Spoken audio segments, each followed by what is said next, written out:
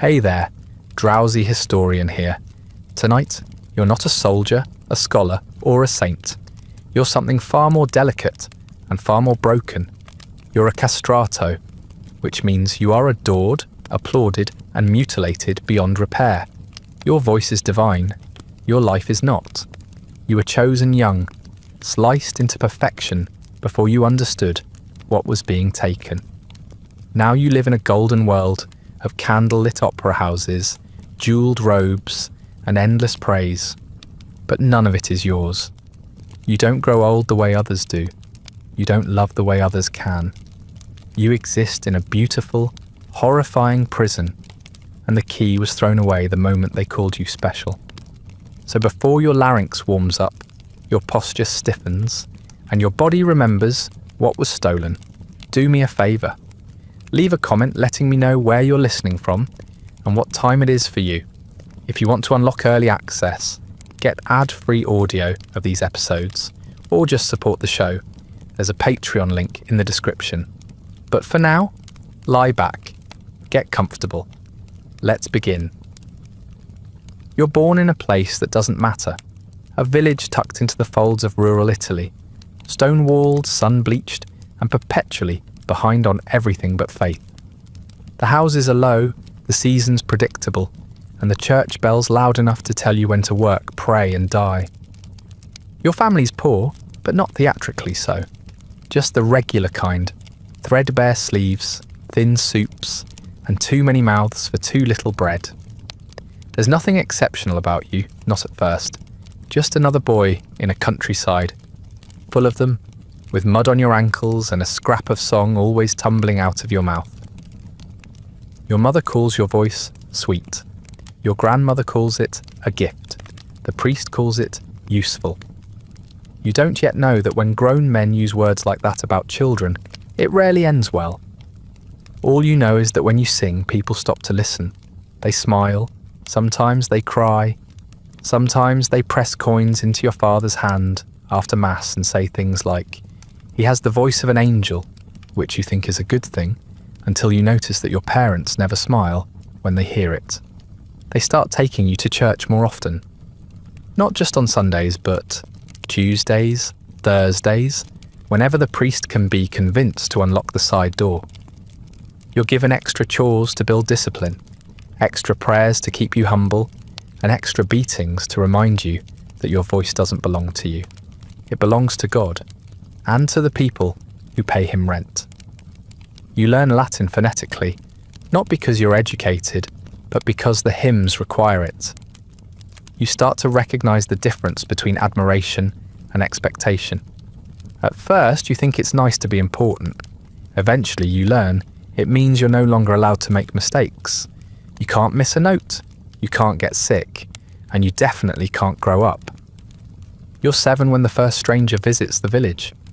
He isn't dressed like anyone you know. His cloak is too fine, his shoes too clean, and his smile too thin. He listens to you sing behind the altar and says very little afterward. But later, you see your father speaking to him behind the olive press. No one tells you what's discussed, but that night, your mother holds you longer than usual before bed. She doesn't say anything either. The adults start whispering more, not outright lying, just circling around words like opportunity and sacrifice and blessing. You ask what's happening, and someone tells you not to worry, that it's for your future, that you're lucky, which as it turns out is just a village way of saying something awful is coming and there's nothing you can do about it. You overhear enough to know you're being prepared. But what? You're not entirely sure. Something prestigious? Something holy? Something unnatural? Your voice is the key, they say. The proof. You want to ask? The proof of what? That God loves you? Or that he's willing to take things from you, just to make a point? You start noticing how differently people look at you. The old women pinch your cheeks harder, like they're testing the firmness of fruit. The priest touches your shoulder, a little too long, when he corrects your posture. Your friends stop inviting you to play, and not because they don't like you, but because they're already being taught that you aren't quite like them anymore. You've been singled out, touched by something. Blessed or cursed, it's hard to tell. Either way, you're being slowly removed from the world of boys and placed into something else, something lonelier. One evening, while washing your feet by the fire, you ask your grandmother if angels ever get scared. She looks at you for a long time before saying, "Only the ones who know what's coming." Then she ruffles your hair and says no more. It's not all grim, of course. There are moments when you believe the dream they keep feeding you, that you'll sing for kings, dine on silver, sleep on velvet, that your name will echo through the marble halls of Rome, like incense through a chapel. And maybe it will, but you're too young to understand the cost. Not just the physical one, that will come later, but the one you're paying now, slowly, in whispers and rehearsals, and the soft corrosion of childhood. You're no longer allowed to simply be, you must become. Your voice gets higher, purer, otherworldly, they say, and with every note you perfect, you drift further from the kind of boy who might climb trees or scuff his knees. You start holding your hands the way the choir master does, delicate, deliberate. You walk with shoulders back, chest lifted, chin tucked, like your body is an instrument you've been warned never to drop. You don't remember when you stopped playing. You just know you can't anymore. Then one day, without explanation, your father tells you to pack your best shirt. You're going on a journey. You don't ask where. You already know better than to ask questions that make adults uncomfortable. You just nod like a good boy and tuck the shirt into your satchel. It doesn't fit anymore. You've grown, but not in the way that matters. The next morning, your mother kisses your forehead and says, "Be brave." Your father doesn't say anything. He just takes your hand, and together you walk down the dirt path that leads away from the village, past the mill, past the goats, past the life you thought you'd live. You don't cry, not because you're strong, but because you've already learned something most children haven't. Sometimes crying doesn't change anything. You don't know where you're going, but you're starting to understand what you're being taken toward. A future where your body's no longer yours. Your voice is everyone's, and your name might be remembered, if only as a footnote in someone else's glory. And whether that's a miracle or a sentence, well, that's not up to you. Not anymore. The road is longer than you expected. Your father doesn't say much as you walk beside him. He points out landmarks you already know, as though they're new. The river bend where someone drowned. The tree stump where a fox was once trapped. The shrine to St. Cecilia, where your mother lit a candle the day your voice first made someone cry. You don't ask where you're going. You already know the answer will be vague, softened by words like treatment or opportunity or God's will. What you don't know is that this will be the last time you see most of these places as a child. When you return, if you return, you'll be something else.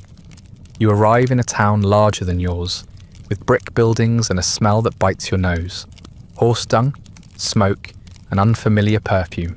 The house you're led into is tall and narrow. It has too many windows and not enough warmth.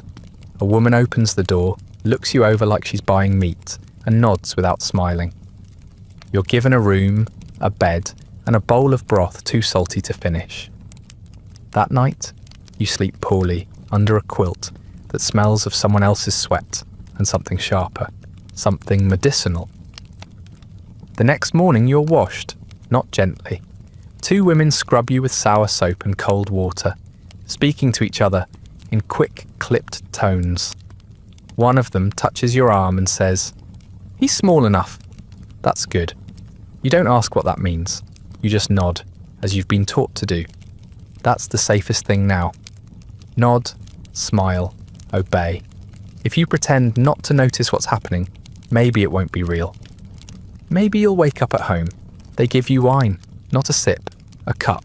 It burns going down and leaves your stomach warm and dizzy. You're told it's for courage. You want to be brave, but your body feels loose, like your limbs have forgotten how to hold themselves together. You try to ask a question, just one, but the words catch in your throat. No one answers. One of the women smiles at you with pity. The other doesn't look at you at all. You're taken to a back room. It's dim, lit by a single oil lamp and the slanted light of morning through dirty shutters. The walls are plain wood, scratched and stained. The floor is covered with a sheet that used to be white. The table in the centre isn't a bed. It isn't even a real table, just a plank balanced between two stools. But you're lifted onto it anyway, gently, like a lamb being moved to slaughter. The man who enters doesn't introduce himself. He doesn't need to. He has a surgeon's apron and a priest's silence. His hands are clean. His face is not. He smells of cloves and sweat, and something underneath, like iron. He nods at the women. They hold your arms. You try to speak. The wine has dulled your mouth. You hear the clink of metal and the soft, final sound of a door being latched. You don't remember the worst part. That's one of the few mercies. Later, you'll recall flashes, a sharp sound, a cold pressure, the feeling of being very far away from your own body. You'll remember screaming without knowing when you started. You'll remember a wetness that didn't stop. But the actual moment, the before becomes after, is mercifully gone. Your mind had the sense to retreat, even if your body could not. When you wake, you're in a different room. It's dark, warm, and close, like a closet. You're lying on something padded but damp. The air smells like lavender oil, vinegar, and blood. Your legs hurt. Not a sharp pain, but a deep throbbing ache that makes your stomach twist. You try to move, and the pain spikes. You whimper. You don't cry properly. Your throat feels swollen, your eyes too dry. The whimper is all you can manage, and no one comes. Eventually, someone opens the door. A hand places a cloth on your forehead. It's soaked in something cool and sour. Another hand lifts your head and offers you broth again. You sip without thinking. You have no strength left to refuse anything. The woman says, "There now. It's done." She says it the way one might speak of pruning a tree. Quick, necessary, unremarkable. When you're strong enough to sit up, they let you see the bandages. You don't want to, but they insist. You need to know how to care for yourself, the woman says. You look. You immediately wish you hadn't. There's blood, stitching, absence. You don't fully understand what's been done, only that something is missing. Something you hadn't thought could be taken. They tell you it was for your health, a medical necessity, a hernia repair perhaps, or a growth that needed removing. You nod because arguing doesn't make it untrue, but you know what really happened. You know because your body feels different, foreign, like a song in the wrong key. You know because you can't stand without assistance. You know because your voice is still high, and now it always will be. Your father returns a few days later. He doesn't look at you directly. He signs some paper, hands over something you don't see, and thanks the doctor without emotion. When you ask to go home, he hesitates. Soon, he says, "First we need to get you stronger. You'll have new teachers now, better ones." You don't ask what he means. You already suspect you've been enrolled in something you never applied for. You leave the town in a wagon this time. You don't walk. You couldn't if you wanted to. As the road winds away from the place where you stopped being a child, you watch the trees pass and try to hum a song you used to love. The sound comes out clear, steady, angelic. The kind of voice people would pay to hear. You stop humming. The silence is easier. And somewhere deep in your body, a new kind of quiet has settled in, a knowing, dense and unmovable. You're no longer a boy, not exactly. You're a creation now, a promise carved into flesh, a voice separated from the natural order, preserved in amber, sharp and unnatural. You were told it was for your health. You were told you're lucky. You were told you'll be famous one day. But what no one told you, what no one will ever say out loud, is that this was not a gift. It was an agreement, and your body signed it in blood. They call it a conservatorio, and the word sounds elegant, musical even. like a place where genius is protected and nurtured. You imagine something bright and spacious, filled with gentle instructors and the sound of harps. But when you arrive, it's just a building, a big one, stone-faced and severe, hunched between two churches like a secret neither one wants to claim. The inside smells like lye, candle wax and boiled cabbage. The walls are tall but blank, lined with crucifixes and silence. A boy coughs somewhere down the corridor, and it echoes like a warning. You're not the only one here. The other boys are all your age or close. They don't smile. They don't ask your name. They've already learned there's no point. Most of them wear the same expression you do, confused, guarded, and vaguely ashamed of something no one's allowed to mention out loud. Your voice is still healing, but they make you sing anyway. A teacher listens with half-lidded eyes, nods, and writes something down in a ledger. You're given a cot, a chipped bowl, and a robe that smells faintly of damp linen and fear. There is no free time, only scheduled time and unspoken expectations. Your days begin before dawn, always with cold water and forced prayer. Then come scales, ascending, descending, modulating, repeating. You practice breathing like it's a moral discipline. Shoulders down, ribs out, hold, release. Every part of your body is either being corrected or ignored. You sit with a book of Latin hymns until your eyes sting. Then stand and hold notes until your knees shake. If your posture slumps, they strike your lower back. Not hard, just enough to remind you who you're supposed to be.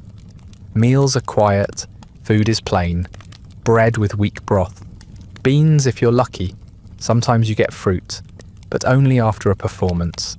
You eat quickly, because time is always running out. The teachers don't yell, but they don't need to. Their silence is worse, it's the kind that makes your stomach twist when you make a mistake. Not because you fear punishment, but because you fear being overlooked. The building itself is a paradox. The chapel is gilded, with carved angels and gold filigree. The windows are tall and stained with coloured saints. But your dormitory is bare, the walls chipped and damp in the corners. The floors creak underfoot. You learn to walk lightly, speak softly, breathe shallowly. The only softness in your world is your pillow, and even that smells of bleach and someone else's sweat.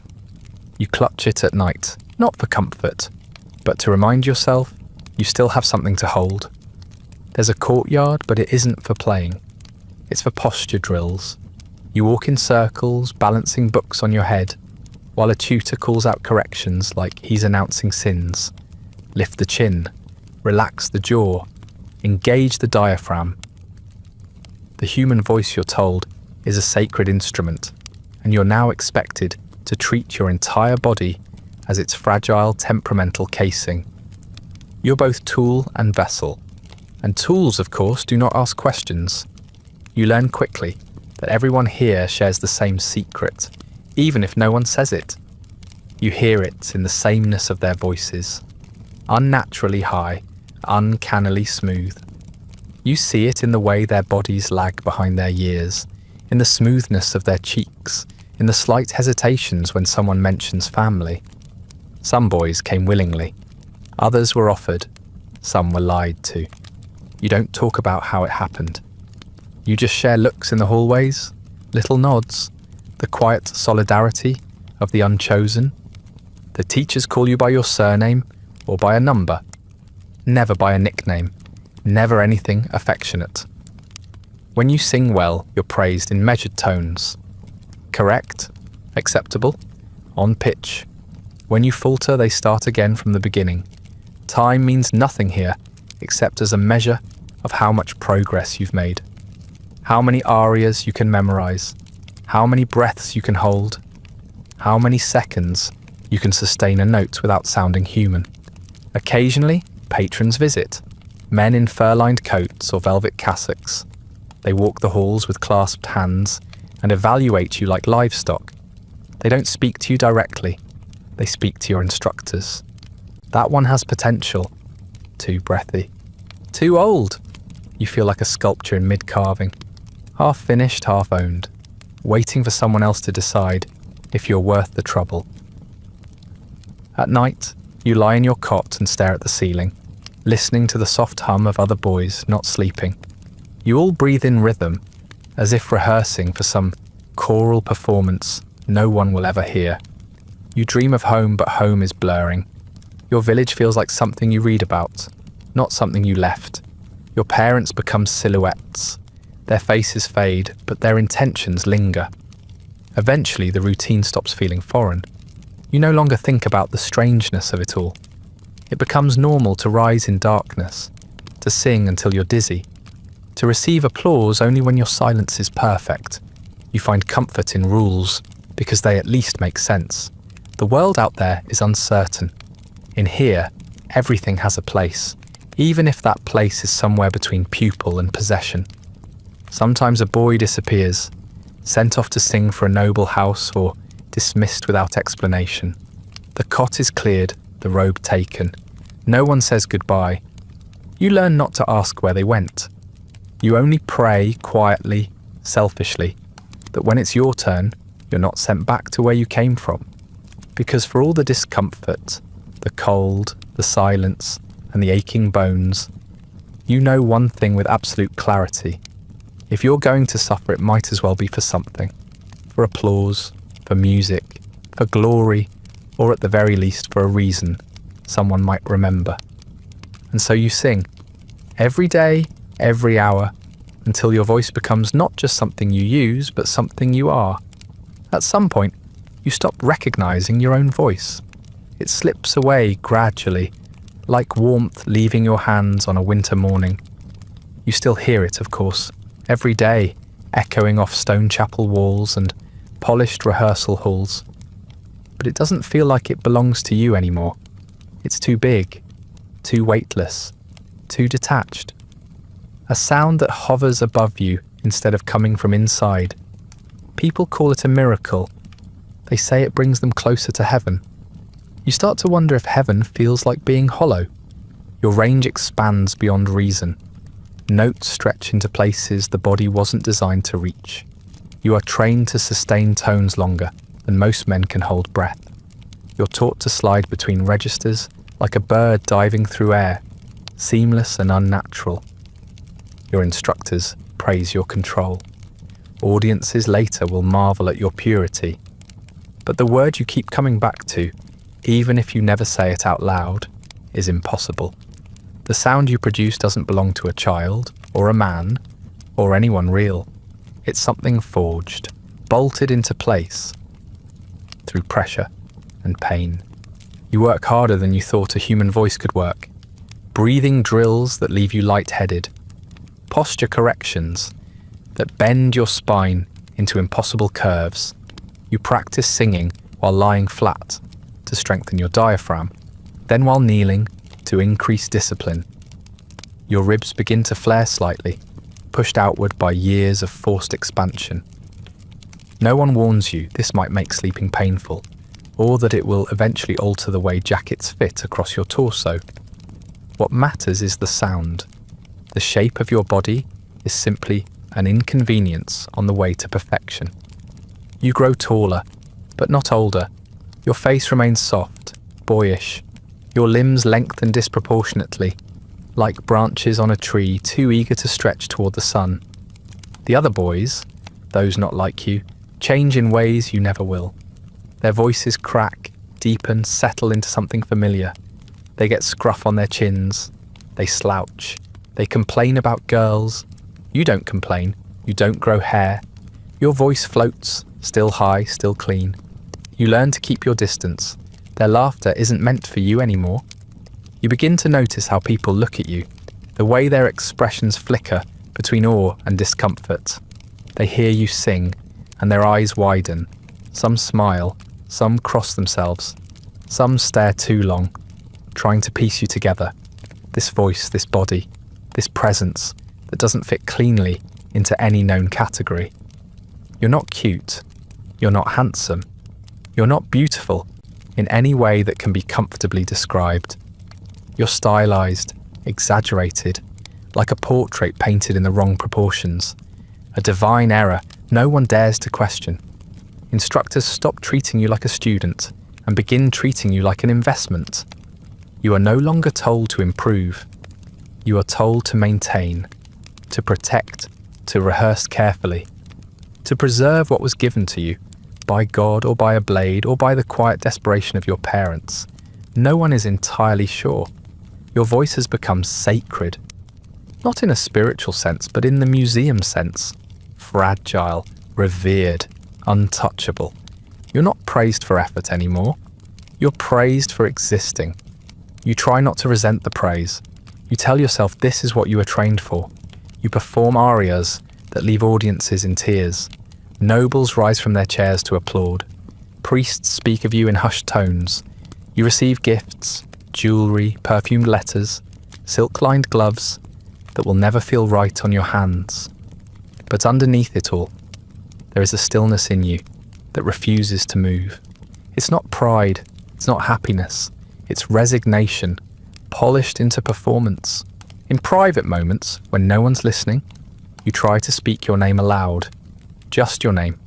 You want to hear what you sound like when you're not singing, but the voice that comes out is unfamiliar.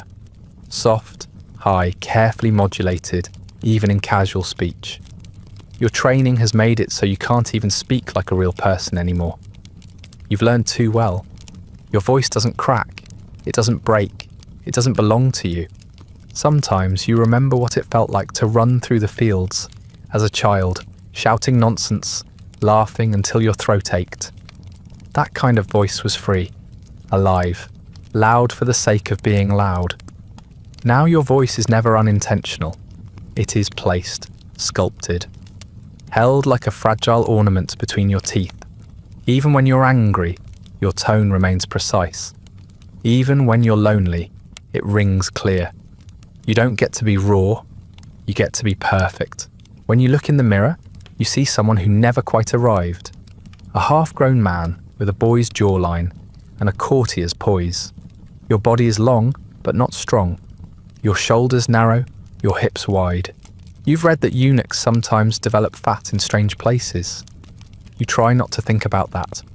You try not to think about anything that implies your body might be reshaping itself without your permission. Again, what no one explains is how deeply alien you begin to feel inside your own skin. You're praised for your voice, yes, but it lives inside a body that feels borrowed, something you've been asked to carry on behalf of others. No one ever says this, but you sense it. Your role is not to be anything. It is to sound like something. A boy preserved in amber, a ghost of purity, a living reliquary of music and sacrifice. And so, you sing. Because what else is there? You sing in the chapel. You sing on command. You sing to justify the knife. You sing so that no one asks too many questions about the past. You sing until people forget that you are a person and instead see only what they want to see. An angel in flesh. A miracle in silk. A cathedral made of breath. And in the silence between notes, you remind yourself that you're more than your voice, even if no one else remembers. Even if you're starting to forget it too. Your name begins to travel faster than your feet can. First within the walls of the conservatorio, then across city streets, and eventually into the drawing rooms of nobles who've never heard you but already pretend they have. You're summoned to sing at salons and cathedral feasts, ushered through side doors into candlelit halls where people speak in murmurs and drink from glasses thinner than your wrist. They smile as you enter and bow their heads when you open your mouth. Your voice silences entire rooms, but their silence is different from yours. Yours is required, theirs is indulgent. They pay in coin, in gifts, in favours wrapped in velvet pouches. You're no longer dressed by the conservatory staff. Tailors now measure your arms with gloved hands and whisper about silk weights and imported lace. You start wearing brocade coats that cost more than your father earned in a year. Rings appear on your fingers. Perfumed oils soak into your collars. You are made to look expensive because you are. Every part of you now gleams with borrowed wealth, and the quiet understanding that it can be taken away at any time. When you walk into a room, people stare. When you leave, they whisper. They always whisper. The compliments are loud. The laughter never is. You hear them behind their fans, behind their gloves, behind their polite nods.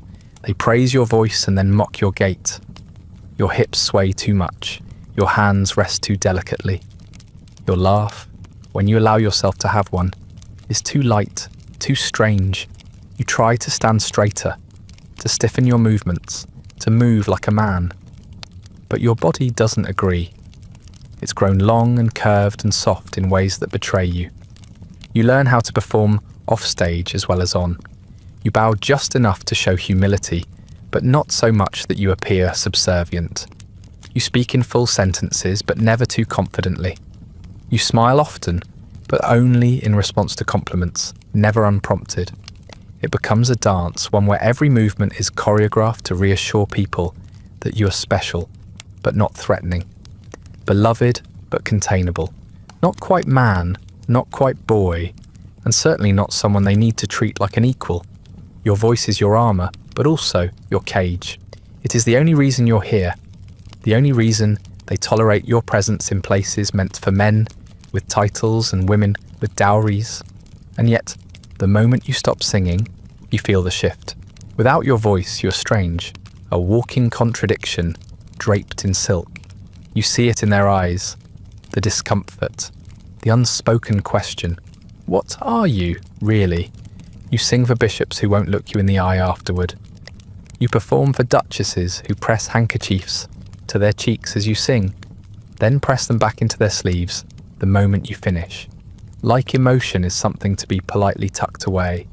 Sometimes you see pity, sometimes admiration, often both, layered together like old paint, never quite covering what lies beneath. They want your beauty, your talent, your impossible sound, but not your presence. You start to understand the bargain. It was never about music, not really. It was about transformation, about taking something raw and natural and shaping it into a marvel. You are the marvel. You are the evidence that pain properly managed can become art. People don't applaud because you moved them. They applaud because you proved that the system works. You were cut open, hollowed out, and now you sing like a seraph. They clap because it justifies everything. You try not to hate them for it. After all, they pay you, they dress you, they invite you back. But the applause doesn't follow you out of the room. On the carriage ride home, you sit with your hands folded neatly, staring at the lamplight flickering across the window. You think about the aria they begged you to encore. You think about how they stood and shouted your name. And you think about the footman who winced when he saw you climb the steps like he was embarrassed on your behalf. At night, you undress slowly, carefully, as if the fabric might bruise. You hang up your coat, you wipe the powder from your face, you wash your hands twice, and then you look at yourself in the mirror and try to find the person they were applauding.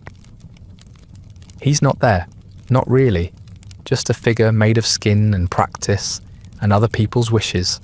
Sometimes you imagine what it would be like to be ordinary, to walk down the street unnoticed, to eat without being observed, to open your mouth and let a voice come out that no one had altered. You're not ungrateful. At least you try not to be. You know what your life could have been. You've seen it in the faces of the boys who weren't chosen. But knowing that doesn't make this easier. It only makes it harder to complain. You've become something rare, precious, unnatural. You're both adored and unmaimed, celebrated and scrutinized. They call you divine, but no one touches you. They lift their glasses when you enter the room, but you're never invited to sit. You've been made into a symbol of beauty, of sacrifice, of control, and symbols don't get to have complaints. And so you smile, you bow, you sing, you accept the applause with grace, and each time you wonder what part of yourself you're trading for it. Because it's never free. It's never just about the music. It's about becoming something they can point to and say, look what we made him into. And the price for that kind of praise is never paid just once. Puberty passes you by like a guest who forgot to knock. It doesn't arrive late, it simply doesn't arrive at all. Other boys swell with muscle and voice and hair. Their features sharpen. Their bodies take on a kind of density, a gravity you no longer recognize. You, on the other hand, keep floating. Your face stays smooth, your skin soft. Your limbs lengthen unevenly, giving you the look of someone not quite finished, like a sketch someone abandoned halfway through. You're stretched out and incomplete, a figure caught in the middle of becoming something that never comes. Your hips widen subtly at first, then more noticeably.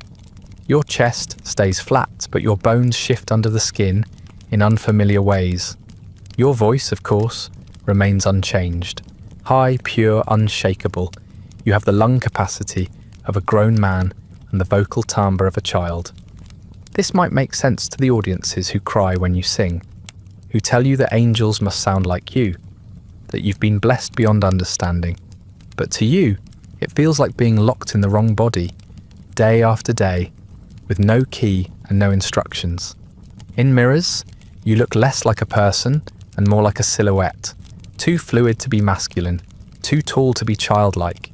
You've outgrown boyhood without ever arriving at manhood, and now you exist in a space that has no name. You become something people notice but can't define, admire but don't approach. They stare at you the way people stare at wax figures. Fascinated, unsettled, always from a distance.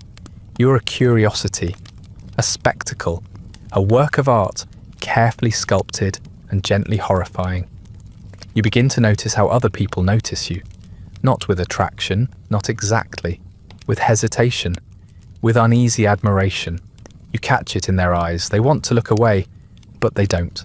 They try to smile, but their brows don't quite relax. You are not a threat. You are not a prize. You are a question that nobody wants to answer. Women avoid standing too close to you.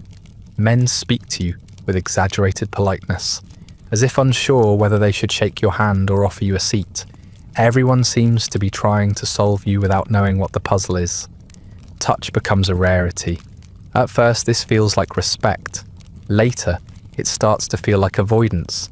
People greet you without contact, compliment you without warmth.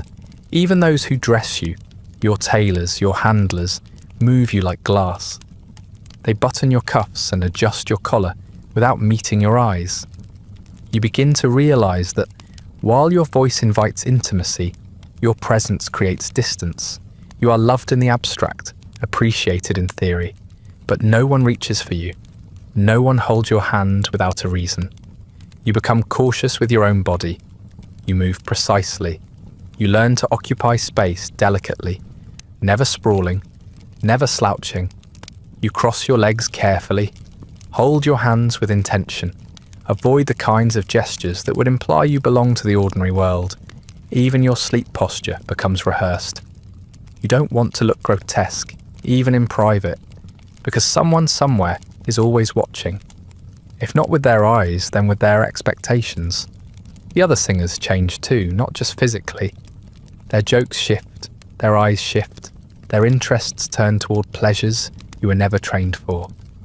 You laugh when they laugh, but the punchlines rarely land. You nod at the right moments, but the conversations wash over you like foreign songs, recognizable in tone, meaningless in content. They start to date, to drink, to disappear into alleys and re-emerge tousled and triumphant. You don't join them. No one suggests that you should. Sometimes one of them will ask, with something like pity in their voice, what it's like. Not the surgery, that subject is avoided, but the after, the existence, what it's like to be you. You never have an answer. You just shrug and say something vague about discipline or focus, because the truth is, you don't know how to explain what it feels like to be untouchable in every sense of the word. Desired only in pieces, heard but never held. You try not to think about desire at all.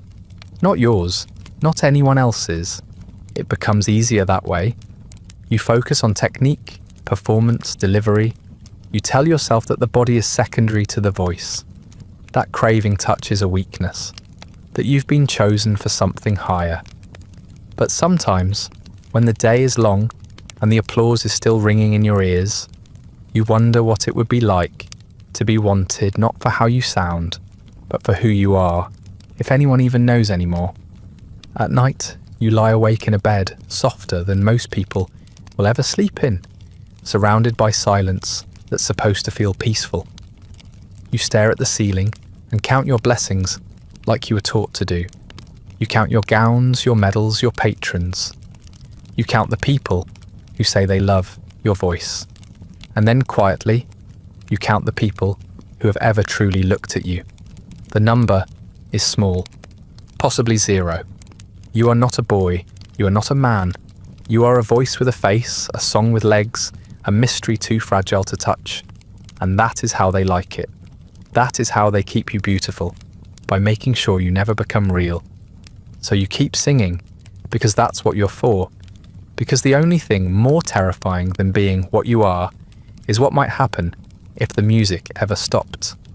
The first time you walk onto an opera stage, it feels like stepping into a hallucination. Everything is too grand to be real. Gilded balconies that climb like stacked thrones. Candlelit chandeliers that shimmer like captured stars. Velvet curtains thick enough to muffle a scream. You stand beneath the painted ceiling and think for just a moment that maybe all the pain was worth this. Then the music begins, and you're no longer yourself. You are the aria, the breath, the sound that bends the room into reverence. They love you. The audience erupts before your final note finishes vibrating in the rafters. They call your name with the kind of desperation usually reserved for saints and soldiers.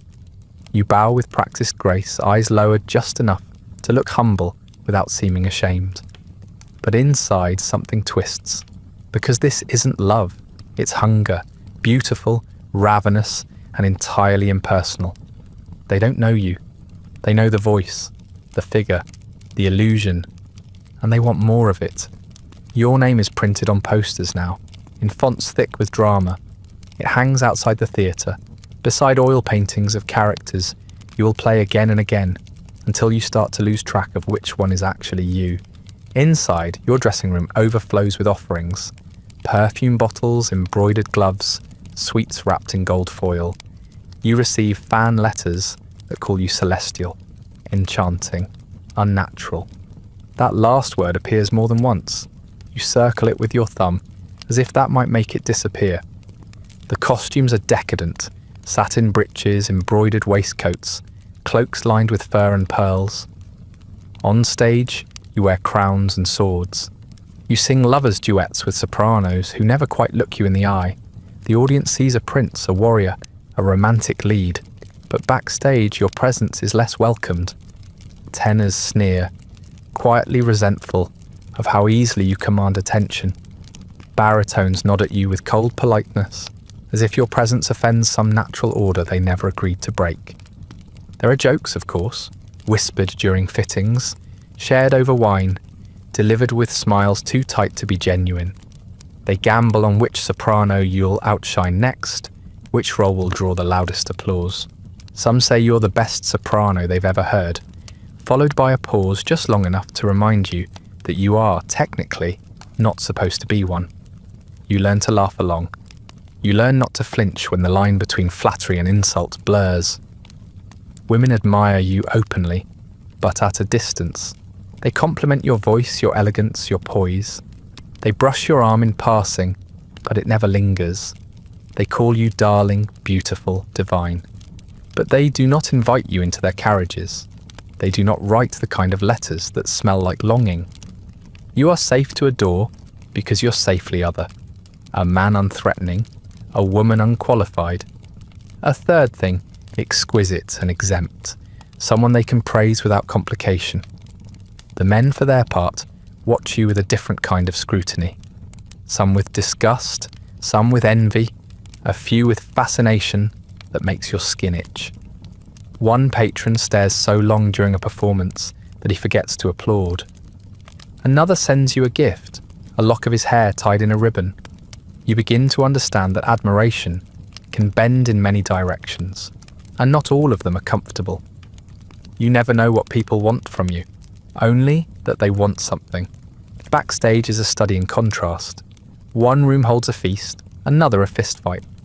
Wardrobes clatter open, while someone sobs behind a locked door. Musicians argue over tempo. Singers pace like animals in two small cages. The orchestra tunes with indifference as you stare into your mirror, adjusting a collar that costs more than your family's home. You touch your cheek, your lip, your throat.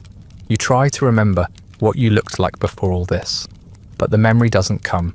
Each night, the opera begins again.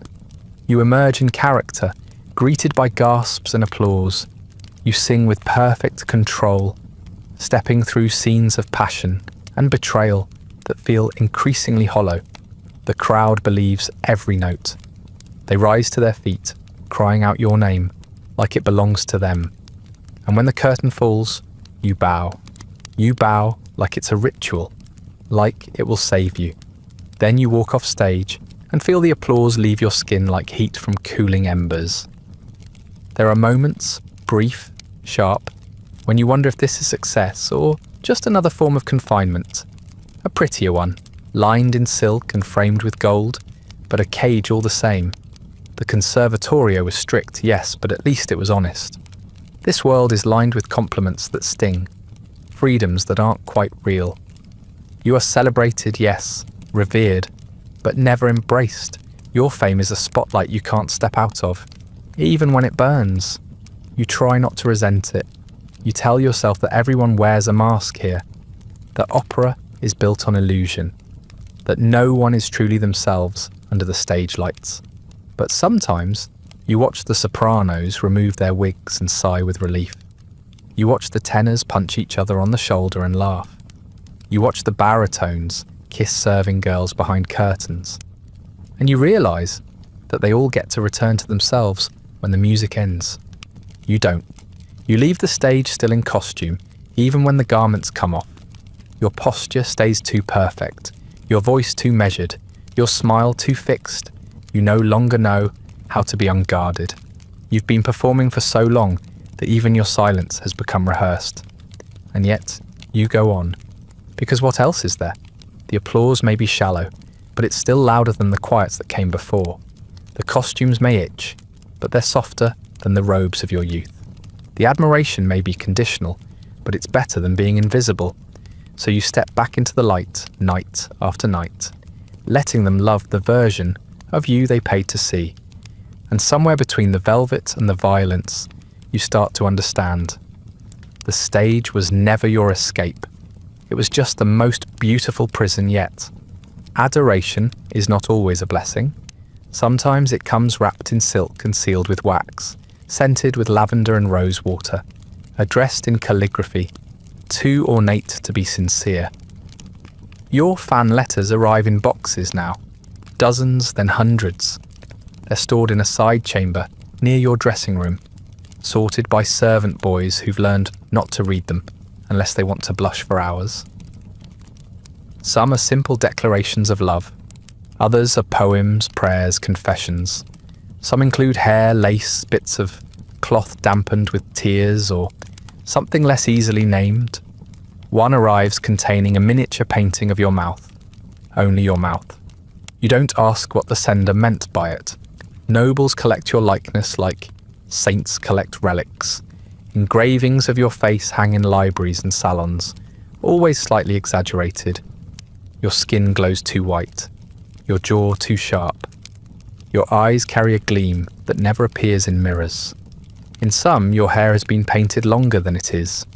In others, they've given you wings. The artists aren't interested in accuracy. They're painting a myth. You are not you. You are the embodiment of an idea, a fantasy, a question people can hang on a wall and admire from a distance. You receive marriage proposals from women you've never met. They arrive with family crests and florid handwriting, declaring their willingness to overlook your condition in exchange for the privilege of being near your genius. One baroness offers her entire dowry, provided you agree never to live in the same house. Some don't even pretend it's about love.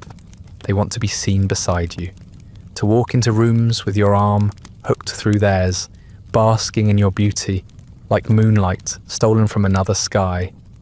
Others want to own you outright, like a rare gem or an imported bird, something to display, something that sings. The men are no better, many are worse. They approach with gifts, compliments, eyes just a little too wide. They call you unique, exquisite, not like other men, not like women either. They ask questions they pretend are polite. What kind of clothes you prefer, what kind of sleep you get, how it feels to sing so high for so long. One man, a cardinal's cousin, sends a sonnet comparing your lungs to cathedral arches. Another, less subtle, simply sends you a list of imagined scenarios, detailed, graphic, signed only with the letter M. You burn that one, but not before reading it twice. Everyone wants to know what you are, not who. That question faded long ago. They want a category, a word they can use without choking. Some call you divine, some call you monstrous. Some insist you're the future of art. Others mutter that you're a cautionary tale wrapped in velvet. You're not offended by any of it. You've stopped expecting to be understood. But the need in their eyes, that still stings. Because it's not about knowing you. It's about claiming a piece of something no one else can have. You learn how to perform off stage more meticulously than ever. Every gesture must be graceful, every word enigmatic. You're expected to be aloof, but never rude, warm but untouchable. You cannot laugh too loudly or eat too much. You must always look just a little bit hungry, just a little too perfect. Because if the illusion slips even for a second, the audience begins to remember you're a person. And that ruins everything. Even your private moments aren't private anymore. Servants linger longer than necessary. Patrons send spies disguised as dressmakers and errand boys. Rumours spread that you sleep upright to protect your diaphragm, that you drink only warmed milk, that you wear gloves to bed to keep your fingers soft for signing autographs. You do none of these things, but you don't bother correcting the stories. If they want a fantasy, you'll give them one. It's easier than being real. You begin to notice the way people flinch when you show emotion. Real emotion, not stagecraft, but something raw. Anger, exhaustion, fear. Those things make them uncomfortable. They expect you to be above it. Transcendent. You try crying once in front of a trusted patron. Just once. Her face stiffens. She pats your hand and tells you not to be dramatic. As if your life hasn't been one long act. You never cry in front of anyone again. The line between devotion and consumption blurs quickly. One admirer offers to build you a private theatre. Another offers to name a child after you, regardless of its gender. Someone writes a treatise arguing that castrati represent the next phase of human evolution, an artistic ascension beyond base desire. You don't know whether to laugh or scream. You do neither. You smile. You say thank you. You accept the bouquet, the compliment, the gaze that lingers too long. You start to fear silence, not because it's lonely, but because it's when the mask begins to loosen. When you hear your own breathing and realise it's too shallow. When your reflection starts to look tired in ways even makeup can't hide. You try not to look in mirrors when you're alone. Not because you're ashamed, but because you're not sure who you'll see. The person you once were is buried under layers of performance, stitched into brocade and echoed in falsetto. People call you free. You can go where you want, sing when you choose, live in luxury. But freedom is a performance too. You are always being watched, measured, interpreted. You are a phenomenon, not a man. And phenomena don't get to stop, not until the audience moves on. So you keep going. You pose for the portraits, you read the letters, you let yourself be adored, because adoration is the only thing keeping you relevant. You play the part they wrote for you, long before you could read. The angel, the siren, the freak. And when the curtains close, when the fans are gone and the candles have burned low, you sit alone in your chamber, still in costume, and whisper a single question into the empty air, one no one has ever bothered to ask you. Who would I have been if they had let me stay whole? Fame, as it turns out, has an expiration date. Not a sudden collapse, but a slow erosion. The invitations come less frequently. The bouquets shrink. The applause fades by degrees. Still polite, still respectable, but no longer urgent. Your name, once whispered with breathless awe, becomes one of many on the programme. The young sopranos grow bolder. The tenors smirk more freely. You find yourself standing in the same spotlight as always, but it no longer warms you. It simply illuminates how little they see you now. When the Vatican calls, it feels less like a triumph and more like a formal retirement, a final assignment, a ceremonial shelving. You're offered a place in the Sistine Chapel choir, one of the church's oldest and most exalted musical institutions. The invitation is phrased as an honour, and perhaps it is in the way a tomb can be an honour. You accept because what else is there? No opera house will keep you as their centrepiece forever. The church, at least, never forgets its relics. The transition is quieter than you expect. Your wardrobe simplifies. Gone are the jewelled buttons and gilded cloaks. You now wear the robe of the papal choir, a garment meant to erase the self beneath it. You don't mind. After years of being a spectacle, invisibility offers its own strange relief. The Sistine Chapel welcomes you with reverent formality. The other singers nod in your direction, neither cold nor warm. You are not one of them. You are something else.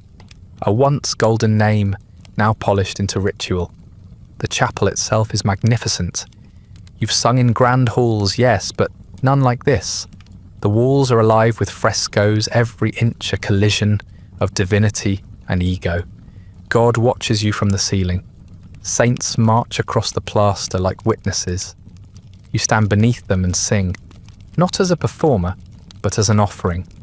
The acoustics are sublime. Your voice, now older and darker at the edges, still soars with a purity few can match. But as it rises, you feel something heavy beneath it, something like grief. The hymns you sing are ancient, woven in Latin, thick with incense and penitence. They are not meant to dazzle, they are meant to humble. You no longer sing for nobles or merchants, you sing for God, or for those who believe they speak on his behalf. There is no applause, only the echo of your own voice disappearing into a silence too vast to hold on to. You begin to miss the sound of clapping, not for the praise, but for the proof that someone heard you. Here in this sacred space, you become something both honoured and irrelevant. The church treats you as holy, but not quite alive, a sacred object to be displayed on holy days, polished and placed precisely where the light can catch you. They call you maestro now, a courtesy, a preservation of dignity. But you hear the pause that follows the title, the hesitation before they continue speaking, as if unsure what else to say. You are no longer admired, you are remembered. The other singers keep their distance. They respect you, of course. Your reputation demands it. But respect is not warmth. You share meals in silence. You rehearse beside them without ever being part of them. They have voices strong and faithful, but none like yours. You suspect they resent you for that, or pity you. You're not sure which would be worse. They were never meant to be stars. You were, and now stripped of the stage, you can't help but feel like a statue placed among the living, admired but never touched. You start to notice how little the church speaks of what made you. The sermons are full of purity, of sacrifice, of heavenly sound, but never of knives, never of rooms that smell of vinegar and blood. Your past is rewritten as providence, as if God himself reached into your throat and left a miracle behind. You're not bitter, not exactly, but you do wonder how many people have bowed their heads in prayer while ignoring the price that bought their reverence. Sometimes when you sing alone in the chapel at night, you let the hymns bend slightly, just enough to insert a phrase from an aria long buried, something playful, something human. The frescoes never seem to mind. You like to imagine that even the saints enjoy a bit of theatre now and then. In those moments, your voice feels less like an obligation and more like a memory. Not a tool, not a weapon, just something that once belonged to you. You begin to understand what it means to be a relic. To be sacred, yes, but also static, unchanging. Preserved not for who you are, but for what you represent. You have become a symbol of something the world no longer quite knows how to hold. A bridge to a past that was never as holy as they claim. You start to wonder if the other relics, bones in glass cases, splinters of old crosses, ever felt the way you do now. Revered and forgotten at the same time.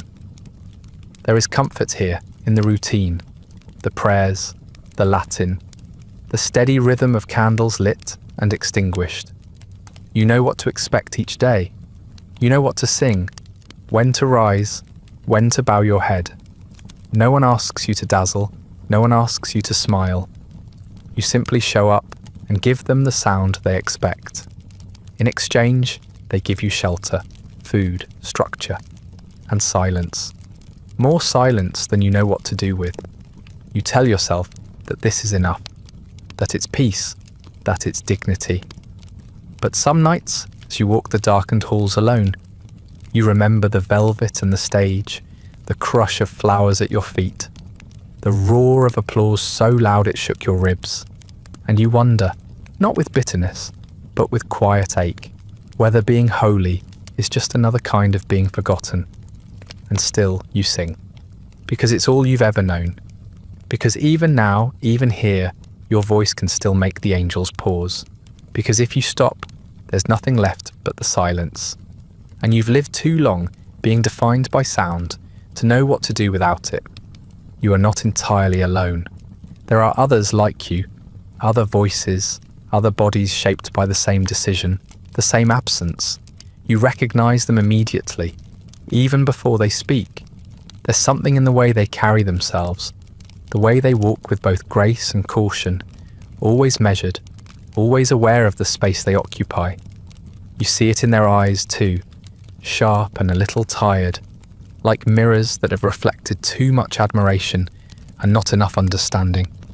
You dine together often, seated at the same long tables, dressed in similar robes, sipping the same watered wine. You exchange pleasantries, you laugh. Sometimes you even tease one another, the way people do when they want to feel normal.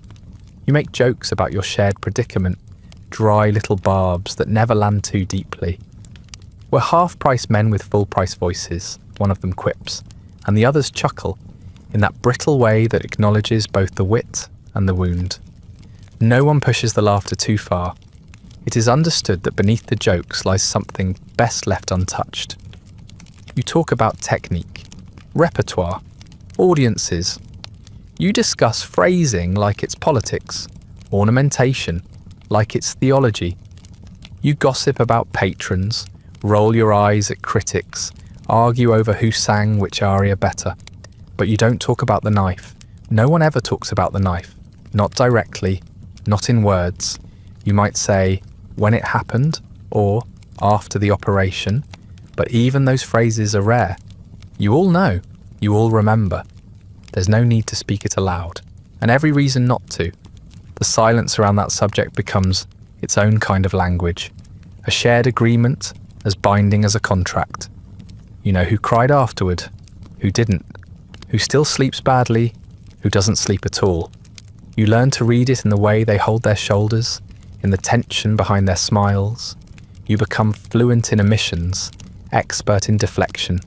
It's a peculiar intimacy, one based on mutual avoidance rather than mutual confession.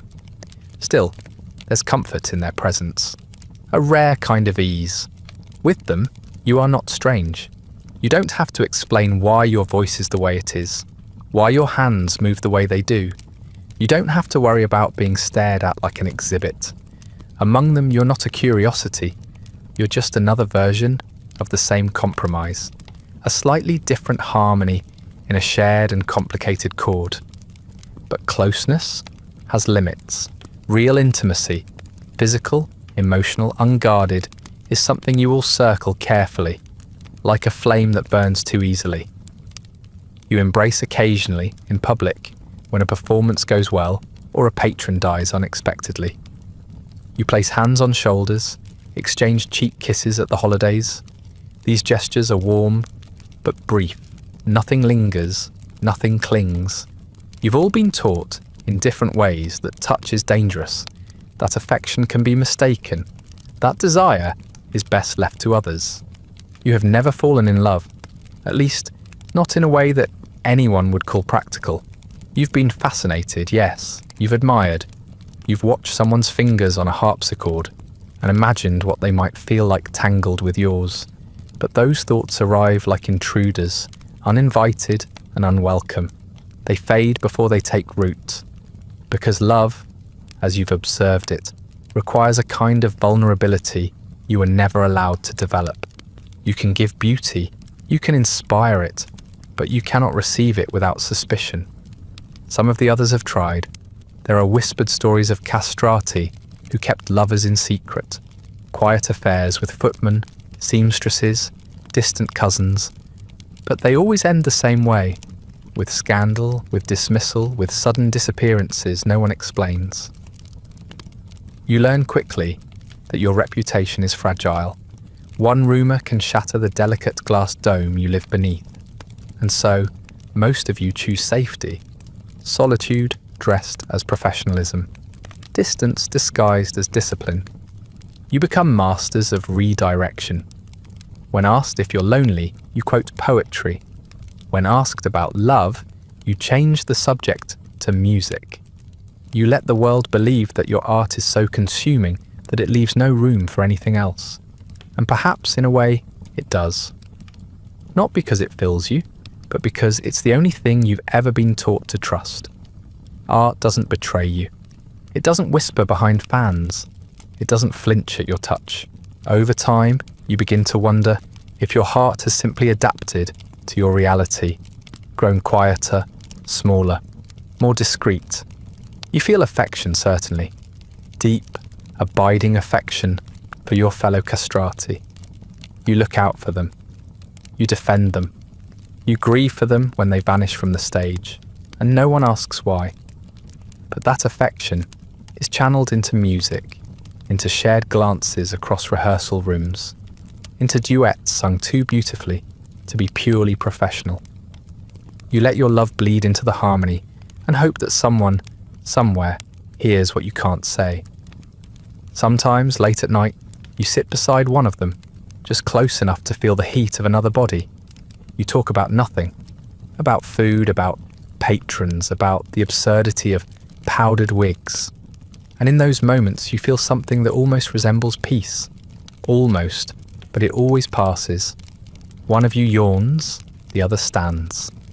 You say goodnight and return to separate beds in separate rooms. Because even in your closest relationships, there is always that line, that edge, that silence. Your world is filled with sound.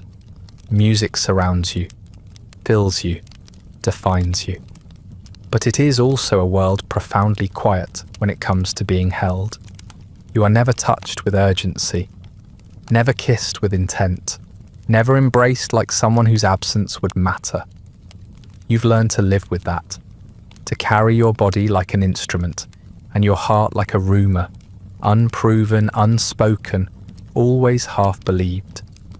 And so you keep laughing with them, singing with them, walking beside them through courtyards and cathedrals, joking about your shared absurdity while carefully stepping around the sorrow that hums beneath every note. You are not alone, but you are not quite known either. You exist together, apart, bound not by intimacy, but by the same wound hidden under different costumes. A chorus of angels, each alone in their silence, singing in perfect unbroken harmony. Age doesn't arrive all at once. It creeps in sideways, testing the edges of your body before making itself known. First, it's the stiffness in your knees after rehearsals, then the slow, creeping ache in your lower back that doesn't go away with rest. You start waking in the middle of the night, not from dreams, but from the dull throb of joints that no longer enjoy sleep. At first, you dismiss it. You've always been disciplined. You assume it's just fatigue. But fatigue becomes your baseline, and then your excuse, and then just part of who you are. Your skeleton, elongated and strange since youth, becomes less a frame and more a burden. The ribs that once expanded to power your endless breath now feel brittle. Your spine, stretched and trained into elegant posture, begins to protest every movement. The long limbs that once gave you a dancer's grace now drag behind your intentions. You move more slowly now, not for effect, but because you have to. You're still tall, still striking in silhouette, but you no longer glide. You shift.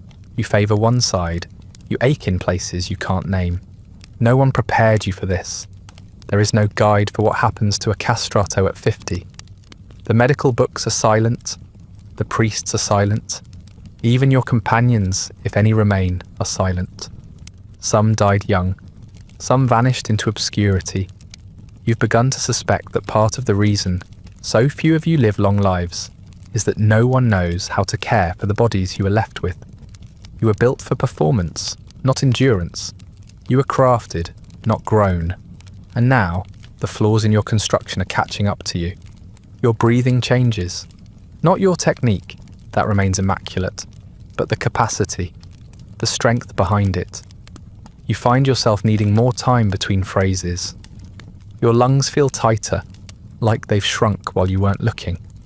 There are days when climbing stairs leaves you winded, not because you're unfit, but because the body that once powered cathedral-filling sound is simply running out of fuel. You've built a career on the illusion of effortlessness, and now you must spend twice the energy just to keep the illusion intact. You begin to notice fat settling in unfamiliar places, softness where there should be tone, a roundness to your face that no longer suits the stage.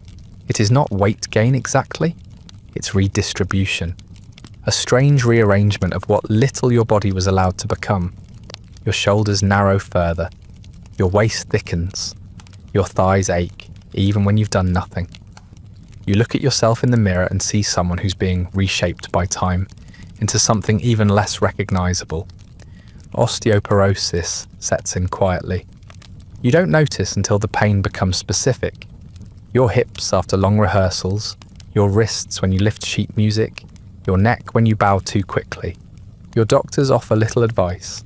They treat you like a novelty, unsure whether to prescribe the same things they'd offer to women or men. You're neither. You're both. You're a category they were never trained to understand. They prod and prescribe, but you leave every visit feeling more like a specimen than a patient. Your singing voice somehow endures. It's weathered at the edges, softened like parchment, but still unmistakably yours. People still marvel. They still call it otherworldly. But you know the truth. The control is harder now. Each performance is a negotiation with your body. Each note costs more. The joy of singing has been replaced by the discipline of survival. You sing because you must, because it's all you've ever done, because the silence that would replace it feels like a kind of death. The costumes no longer fit as they used to. You wear darker colours now, partly to hide the sweat, partly to appear slimmer, partly because no one expects aging angels to wear pastels. Your shoes are softer, your robes looser. You begin to favour shawls and cloaks, not for drama, but for warmth. Your fingers cramp in winter, your ankles swell in summer, and through it all you're expected to remain graceful, to glide, to bow, to float like a cymbal, untouched by time. Backstage, the newer singers call you maestro with a mix of reverence and pity. You hear the whisper of your own name spoken in past tense. He was the finest. He had such clarity. You're still alive, still singing, still here, but they speak as though your legend has already outlived you, and perhaps it has, perhaps it always would. You no longer travel much. The roads are too hard on your joints, the beds in strange cities too unforgiving. You accept fewer engagements. You choose performances where you can stand still, sing seated, or appear only briefly. You avoid roles that require movement. You refuse invitations that come with expectations of charm. Your voice remains, but the rest of you is slowing beyond what even music can mask. In private moments, you wonder what it might have felt like to age naturally, to go through the common aches and indignities of time with a body that made sense, to wake with a sore back and not have to explain to a physician that you were surgically altered as a child, to grow old as a man, or even as a failed one, instead of as something unnatural, some artifact of an era that no longer knows what to do with you. You're not bitter, not exactly. Bitterness requires energy you no longer have.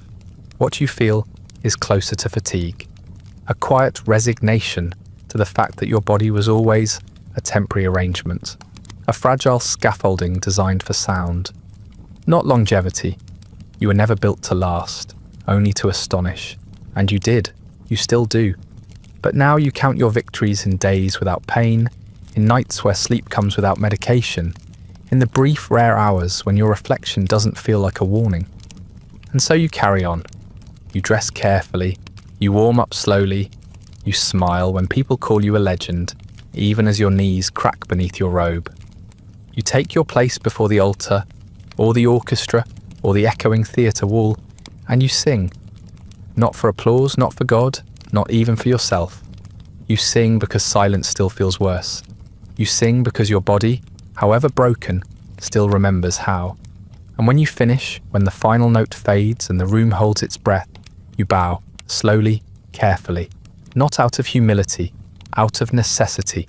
You rise again with effort, and you remind them, just by standing there, that you are not a ghost, not yet. When you look back, what you remember first are the surfaces, the shimmer of silk, the gleam of polished marble beneath your feet, the weight of gold-trimmed garments, heavy not just with embroidery, but with expectation.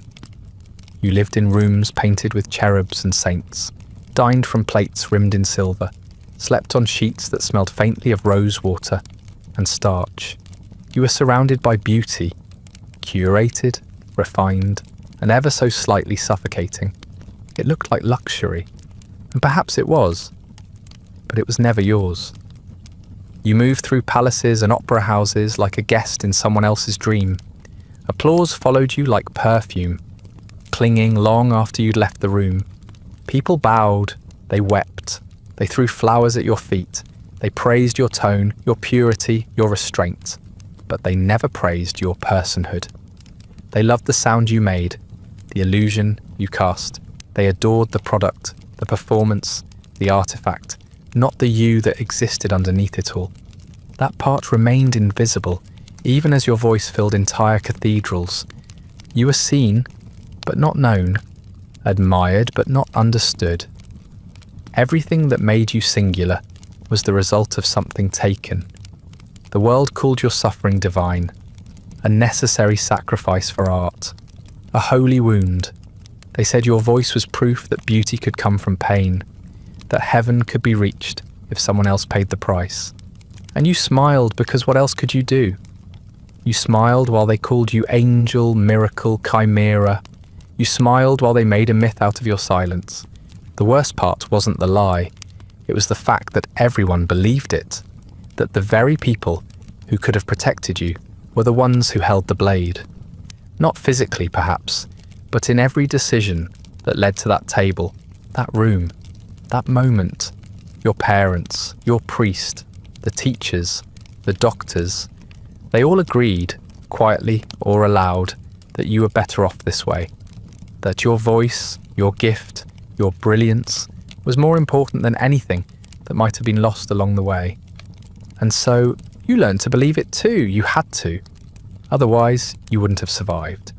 You told yourself you were chosen, not broken, that your pain had purpose, that your loneliness was holy. It worked mostly, long enough to get through the lessons, the performances, the years, long enough to make the applause feel like comfort instead of a transaction. But deep down, beneath the velvet and the powdered wigs, you were still that child from the village, still holding your father's hand, still waiting to go home. But there was no home to return to. Not really. not for what you'd become. You couldn't go back to being a son. You weren't made to be a husband. You couldn't vanish into anonymity like other men. Couldn't retire to a quiet life without your voice becoming the loudest thing in the room. So you stayed. You remained visible, on stages, in choirs, at royal tables. They kept inviting you, kept praising you, kept pretending you were lucky. You were admired by the powerful, envied by your peers, whispered about in salons and journals. And yet, when you needed someone, truly needed someone, there was no one to call. Not a lover, not a family of your own, not even a friend who understood all the words you couldn't say aloud. You had wealth, yes, comfort, recognition, but intimacy was always out of reach. Like a high note you could hear, but not hit, you learned to live without it, the way others learned to live without sunlight. And still, you sang. That was the paradox. You sang with your whole self, even when that self had been carved apart. You gave the world what it demanded: beauty, grace, transcendence. They took it from you with eager hands, then asked for more. You were a well they never expected to run dry, a voice that was supposed to last forever. No one asked what happened when the music stopped. No one wanted to imagine you outside of the aria. You were never allowed to grow old in the same way others did. Age made you less magical, less marketable. You went from marvel to memory in the space of a few seasons. People still spoke your name, but now it came paired with qualifiers. Once great, once extraordinary. You became a footnote in your own life, living among the echoes of your past brilliance. And through it all, you remained polite, composed, grateful. Because what else was there to be? You don't regret it, exactly. Regret requires the belief that another path was possible. You're not sure that it was. Maybe, if you had stayed in that village, you'd have died in obscurity, or lived a life of drudgery and hunger. But at least that life would have been yours. Instead, you were transformed into something greater, and in the process, something smaller. Your legacy expanded while yourself slowly diminished, like a candle that burns brighter just before it goes out. You wonder sometimes if anyone ever really knew you, not the singer, not the spectacle, but the person, the one who watched storms through chapel windows, the one who held his breath before every performance, the one who once dreamed of something as simple as being kissed without calculation. If someone did know him, they never said. They loved the version of you that sang, bowed, dazzled, but the rest was left untouched, unacknowledged, undesired. And yet, in that silence, you endured. You survived longer than they expected, loved more than they understood, gave more than they ever asked for. You were their angel, yes, but you were also their evidence. That suffering could be beautiful, that bodies could be bent to serve art, that the price could be paid by someone else, as long as the result was sublime. You learned to find small freedoms where you could. A private laugh with another castrato, a single night of sleep without pain, a letter you wrote and never sent. You built a quiet rebellion in your solitude, a small reminder that even within a beautiful prison, you were still a person. A voice, yes, but also a mind, a memory, a child who grew into something impossible and lived to tell the tale. And now, as you sit in the hush between concerts, no longer centre stage, no longer pursued, you finally begin to understand the shape of your life. Not tragic, not divine, just strange, singular, yours. You were a boy who never became a man who never got to be a boy. And somehow, through all of it, you kept singing. Time eventually forgets everyone, but it forgets you a little differently, not with indifference, but with discomfort. The world doesn't just move on from you, it quietly brushes you aside. The fashion changes. The appetite for the extraordinary begins to wither. Audiences who once wept at your voice now crave something else, something closer to earth. The mystique that made you famous becomes an inconvenience. A relic of taste, not talent. Realism becomes the new religion. Opera stages shift toward grittier stories, more human ones. Tenors rise to take the roles you once transformed. Their voices crack, swell, rage with emotion, imperfect but relatable. Their flaws are the point. Sopranos reclaim their crowns, their roles, their voices. Women who were once barred from stages you gilded now stride across them with power, and rightly so. You do not resent them. You never did. But you do watch from the shadows and wonder what it feels like to be welcomed into the thing that once excluded you for being too strange, too exceptional, too unlike anything else. The invitations stop coming. Not rudely, just gradually. Fewer performances, then none. A polite note, a final concert, a curtain call that no one announces as the last, but that you know is final all the same. You bow, you smile, you step away, you take your place in the audience of your own life, and wait to see what will happen next. Nothing happens next. No statues are built in your honour. No compositions bear your name. A few programmes, perhaps, tucked in drawers. A painted miniature fading on a forgotten parlour wall. No heirs carry your legacy forward. Not because you didn't want them, but because you couldn't have them. You leave behind no children, no lineage, no inheritance, but the memory of a sound that no longer echoes anywhere. The world, which once bent to your breath, now spins without pause, and you learn what it means to be truly quiet. The voice, once your currency, begins to fade. Not suddenly, but piece by piece, your range shortens, your strength wanes. You sing in private now and then, but the sound is thin, wispy at the edges, like fog curling through fingers. You don't record it, you never had the chance. The technology came too late, or you aged too early. Either way, no trace remains, no ghost in wax, no echo in shellac. You existed in an age of sound, without memory. When you're gone, the voice goes with you. You become a curiosity, a name in a book, a footnote in someone else's dissertation. They say the castrati, as if you were plural even in your solitude, a category, a cautionary tale, an experiment in beauty that veered too close to cruelty. You are written about, but not mourned, an academic concept, a strange detail in the history of music. Few mention your name, fewer speak it aloud. You are not entirely erased. Some mention your performances in passing, or stumble across a yellowed pamphlet with your face on it. They marvel, they raise eyebrows, they say, "Can you imagine?" And then they turn the page, because imagining you is uncomfortable. You don't fit easily into any story they want to tell. Not the tragic one, not the heroic one. You are too complex for simplification, too compromised for nostalgia. They prefer to forget you with reverence, which is just forgetting with nicer lighting. You live out your final years in a house with too many mirrors, not because you like them, but because no one bothered to remove them. You stop looking into them eventually.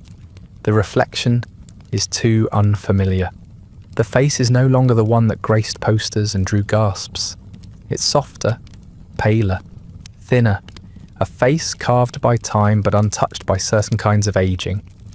You look too young in some ways, too old in others. People who pass you on the street glance once, then look away quickly. The discomfort hasn't gone away. It has simply aged with you. You write letters you don't send. You reread old notes from patrons long dead. You hum arias to yourself in the bath, careful not to sing too loudly. It would be strange now for your neighbours to hear that sound from behind the wall. A voice not quite male, not quite young, floating through the plaster like a ghost who hasn't noticed it died. You keep your windows closed. You keep your memories folded like garments in a drawer you rarely open. Occasionally, someone asks about your past. A curious visitor, a young singer, a distant relative of someone you once performed for. They ask about your voice, your fame, your gowns. They ask with awe but without depth. You answer politely. You leave out the details that matter. You smile when they compliment your grace. You pretend you've forgotten the pain, because the truth would only make them uncomfortable. They don't want the full story, just the outline, the legend without the wound. In death at last there is no audience, no candles flicker in approval, no curtains rise, no voices whisper behind lace and linen. You are not watched anymore, not weighed, not studied, not adored. You are simply gone. The world with its shifting fashions and hungers has already moved past you. It has new names to praise, new voices to chase, and you are no longer a part of its performance. For the first time in your life, you are allowed to disappear. Your grave is modest. Perhaps it bears your name. Perhaps not. Perhaps the stone has been worn smooth by weather and time. The letters now, just faint suggestions of who you were. You are buried not beneath a statue or a stained glass window, but beneath the sky, where no one can mistake you for anything other than human. There are no mourners who knew your childhood laugh, no lovers to weep over memories of your touch. But someone may pass by, pause and wonder who you were. And in that small moment, you are known again. It is a strange kind of peace. You are no longer expected to inspire, no longer asked to be beautiful, strange, flawless. No one watches the way your hands move. No one listens for perfection. There is no stage, no robe, no script. The pressure has lifted. The silence which once terrified you now wraps around you like a soft cloak. It is not empty. It is full of the things you no longer have to explain. You are not a symbol anymore. You are just stillness. You think perhaps that this is what you always wanted, not the luxury, not the applause, just this, the freedom not to be looked at, to be left alone, to let the body finally fall into its natural rhythm, even if that rhythm is nothing more than the steady return to earth. You spent your entire life performing. Even when you were off stage, you were acting, smiling, bowing, floating. Now you do nothing, and no one expects otherwise. What remains of you is not what people hope to preserve. Your name, if remembered at all, is mispronounced. Your voice never recorded lingers only in unreliable descriptions and half-written reviews. A phrase here, a note there. Otherworldly. Uncanny. He sang like light. No one says who you were before the stage. No one records your favourite meal, the way you once picked at bread while watching birds from your window. That was never part of the legend. But you remember all you did. In those final quiet years, when your hands began to tremble and your knees refused to hold their shape, you had time to think. Time to recall the village you came from. The faces of your parents, blurry now, but still warm. The feeling of mud between your toes as a child. The first time someone called your voice a miracle, and you believed them. Not because it felt true, but because you needed something to believe. You remember what it felt like to be held only once, briefly, by another Castrato in a moment of silent grief. Neither of you spoke. Neither of you needed to. You shared a lifetime of understanding in that touch. You both knew what it meant to be adored but untouched, to be seen but never held. That one embrace was the most honest performance you ever gave. And now you rest. No more arias, no more sacred rituals or velvet prisons. The body they reshaped is gone, returned to dust, to something neutral, nameless. The voice that defied nature has dissolved into memory. But you, whatever that word truly meant, have finally stopped being an instrument. You are not a relic, not a saint, not a mistake. You are not divine, you are not monstrous. You are simply a boy who wanted to sing, and a man who learned how to survive in a world that asked too much. You were built into something extraordinary, but at the cost of something ordinary. And it's that ordinary part, the one no one saw, the one you had to protect from everyone else, that feels the most precious now. Let them call you what they will. Let the historians bicker over definitions. Let the critics write their footnotes. None of it matters anymore. What matters is that, for a little while, you were here. You left sound behind, Not in recordings, not in etchings, but in the way people paused to listen, in the breath held between phrases, in the hush that followed your final note. You were a song, not just the singer, not just the body, not just the voice, a fleeting composition made of breath, blood, sacrifice, and sound. A nightingale stitched into velvet, a candle lit at both ends, and like all music you were meant to end. Sleep now, rest, no one is watching, no one is asking for encores. The silence that frightened you is gentle now. It isn't erasure, it's release. You are free. That brings us to the end of tonight's story, not of glory or defiance, but of beauty shaped by absence.